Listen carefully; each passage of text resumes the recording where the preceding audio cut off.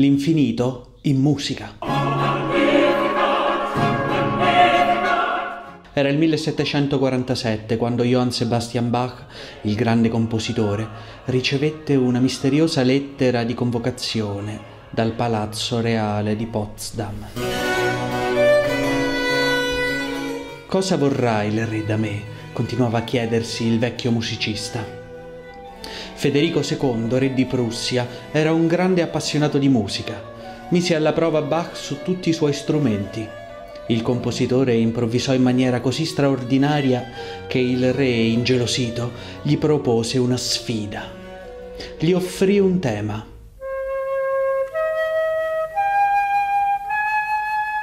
Un tema complesso, cromatico, difficile, e lo sfidò a comporvi sopra una fuga a 6 voci. Bach tornò a Lipsia e si mise subito al lavoro.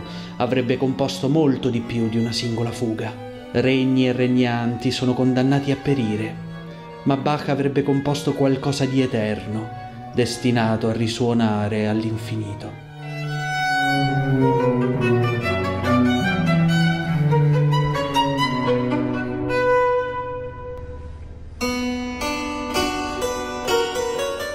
L'offerta musicale è una delle opere più interessanti di Bach. Il tema regio diventa la base di 13 composizioni. Il tema proposto dal re è variato, rovesciato, dilatato, in composizioni che per la loro complessità ricordano il perfetto meccanismo di un orologio. Prendiamo per esempio questa composizione, il canone perpetuo sopra il tema regio, che è riproposto nella voce più acuta. Come vedete, la seconda voce presenta una chiave di violino, una di basso e un segno. La voce va eseguita in 2 chiavi diverse e il basso deve iniziare proprio da quel segno. Questo leggero sfasamento della voce riproposta in chiave di basso crea un incastro musicale che rende questo canone perpetuo ripetibile all'infinito.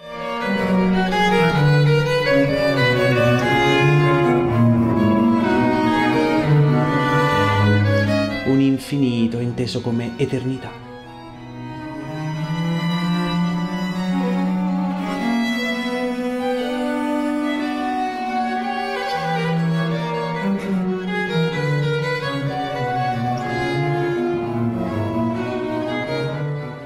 Durante il Rinascimento la concezione tolemaica dell'universo, un universo finito e conchiuso, crolla definitivamente.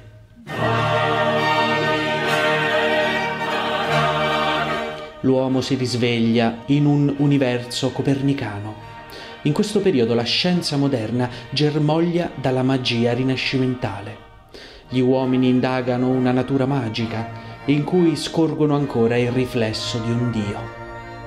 Giordano Bruno si fa portavoce dell'idea di Copernico e la amplia, parlando di infiniti mondi. In De Infinito, Universo e Mundi, scrive: in maniera che non è un sol mondo, una sola terra, un sol sole, ma tanti son mondi quante vediamo circa noi lampade luminose.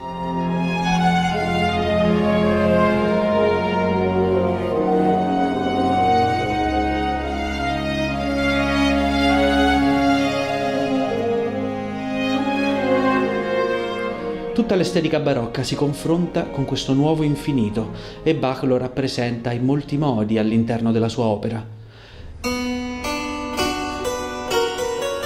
Sempre nell'offerta musicale c'è un'altra composizione particolarmente interessante e enigmatica in questo senso, un canone a 2 voci.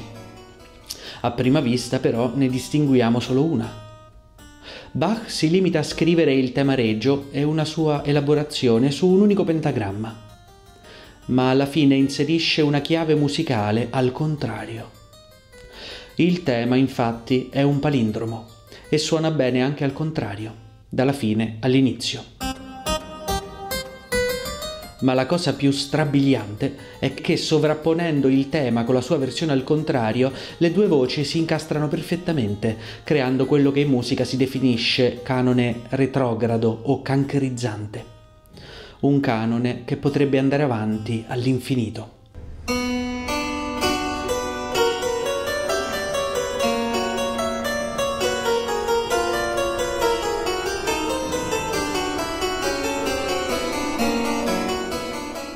Qui emerge un'altra accezione del termine infinito, quella di illimitato. Bach operava in pieno razionalismo barocco. Nel Regno Unito il matematico John Wallis aveva appena inventato il simbolo dell'infinito e Leibniz, che operava nella stessa città di Bach, gettava le basi del calcolo infinitesimale. L'universo diventava sempre più grande, ma gli uomini cominciavano a scoprire un altro infinito, quello delle cose piccole. E l'uomo si ritrovava ad essere, come scriveva Pascal nei suoi pensieri del 1670, un nulla in confronto con l'infinito, un tutto in confronto al nulla, qualcosa di mezzo tra il nulla e il tutto. 50 anni più tardi il matematico tedesco Möbius avrebbe creato una delle rappresentazioni più suggestive del concetto matematico di infinito, il suo famoso nastro di Möbius. Potremmo percorrerlo all'infinito, senza mai capire su quale delle due parti stiamo camminando, esattamente come il canone retrogrado di Bach, contenuto nell'offerta musicale. Il canone cancerizzante però non era un'invenzione di Bach. Nei secoli precedenti altri compositori avevano rappresentato l'infinito in musica in questo modo. Nel 1300 il compositore francese de Machaut aveva scritto un rondò molto particolare. Apparentemente potrebbe sembrarvi un errore, dato che sulla pagina del manoscritto la melodia è scritta al contrario, ma per risolvere l'enigma di questa composizione ci viene in aiuto il testo del brano. Ma fin mon commencement, la fine è il mio inizio. La composizione è a 3 voci. Alla fine della prima strofa, la prima voce prosegue intonando la seconda al contrario, e la seconda prosegue riproponendo la prima al contrario.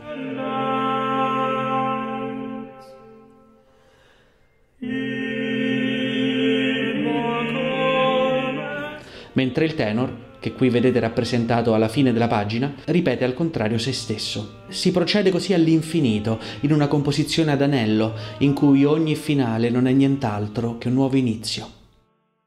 Un canone di questo tipo si potrebbe anche scrivere circolarmente, e in effetti nello stesso periodo un altro compositore francese, Beau de Cordier, scrisse la composizione Tu pars compas sui composé, sono tutto composto con il compasso. È un rondò scritto su un pentagramma circolare, che una volta iniziato procede all'infinito.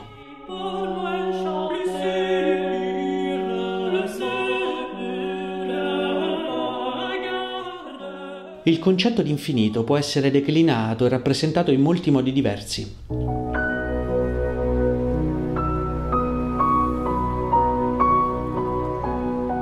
Molti secoli dopo la musica che stiamo ascoltando, Leopardi, alla luce delicata della luna, nella solitaria campagna marchigiana, annoterà sul suo zibaldone: le parole lontano, antico e simili sono poeticissime e piacevoli, perché destano idee vaste e indefinite e non determinabili. Le parole notte, notturno, eccetera, sono poeticissime, perché la notte confonde gli oggetti, l'animo non ne concepisce che un'immagine vaga, indistinta, incompleta. Qui emerge un'altra accezione dell'infinito, quella di vago, di indefinito. Nel famoso Miserere di Allegri del 1630, Dio è rappresentato proprio in questo modo. Prima ascoltiamo l'invocazione Miserere, annunciata umoritmicamente, con tutte le voci che procedono parallele, scandendo chiaramente il testo.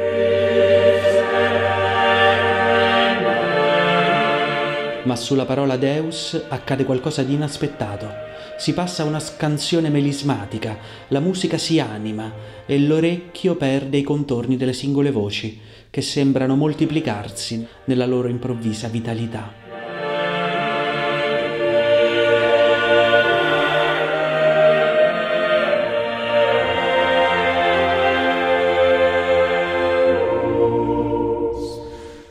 La stessa cosa accade nelle composizioni di Bach, l'infinita complessità matematica della natura, in cui abita ancora l'idea di un Dio infinito, si manifesta nella complessità del contrappunto. L'orecchio perde la capacità di seguire le singole voci e si ritrova in qualcosa di indefinito che suggerisce l'idea dell'infinito.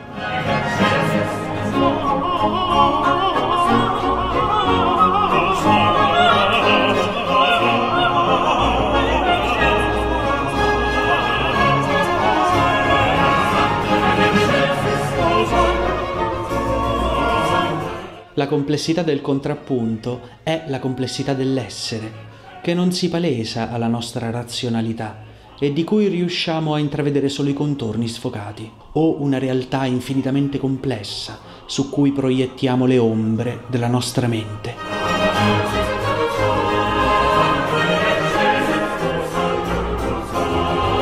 Nella concezione rinascimentale l'infinito si intrecciava con la realtà, era un infinito della molteplicità. Come scriveva Foucault nelle Parole e le cose, nel Rinascimento il mondo si avvolgeva su sé medesimo. Per noi è difficile immaginarlo, ma nella visione rinascimentale ogni cosa si rifletteva nell'altra in una rete di analogie. La pianta dell'acconito fa bene agli occhi perché i suoi semi ricordano per analogia degli occhi, e le noci guariscono i problemi alla testa perché somigliano alle pieghe del cervello. Le piante sono animali con la testa piantata nella terra. Il volto rispecchia il cielo, gli occhi sono il sole e la luna, ad ogni stella del cielo corrisponde un'erba piantata nella terra. Il Rinascimento è l'età della somiglianza e della similitudine, in cui ogni aspetto del creato si riflette in un altro, attraverso legami analogici, e la molteplicità del tutto si riverbera nell'unico, o come scrive Giordano Bruno, il molteplice infinito è uno. Il compositore fiammingo rinascimentale Josquin des Prez rappresenta bene questo riverberarsi dell'infinito nell'uno, nella sua messa dell'Omarmé. Nell'Agnus Dei, di questa messa polifonica, Josquin intende rappresentare la Trinità cristiana, ma si limita a scrivere una sola melodia. Inserisce poi 3 diverse indicazioni di tempo. Ora, eseguendo la stessa melodia nelle 3 diverse scansioni temporali e sovrapponendo le linee musicali risultanti, si ottiene un Agnus Dei a 3 voci. La melodia è una, ma si presenta con valori musicali differenti che si incastrano perfettamente tra loro. È quello che in musica si chiama canone mensurale.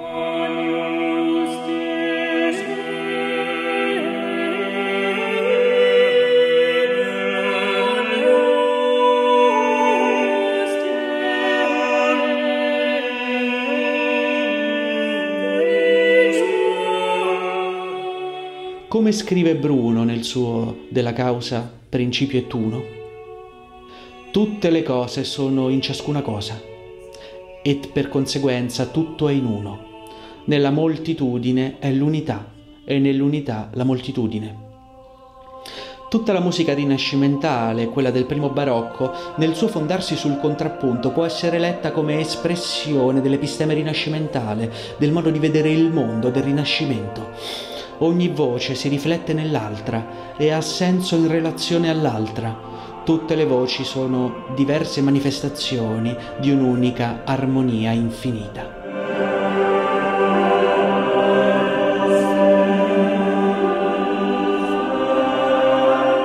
Ma ben presto la polifonia rinascimentale avrebbe ceduto il passo alla monodia barocca e dalla magia del Rinascimento sarebbe germogliato il pensiero scientifico.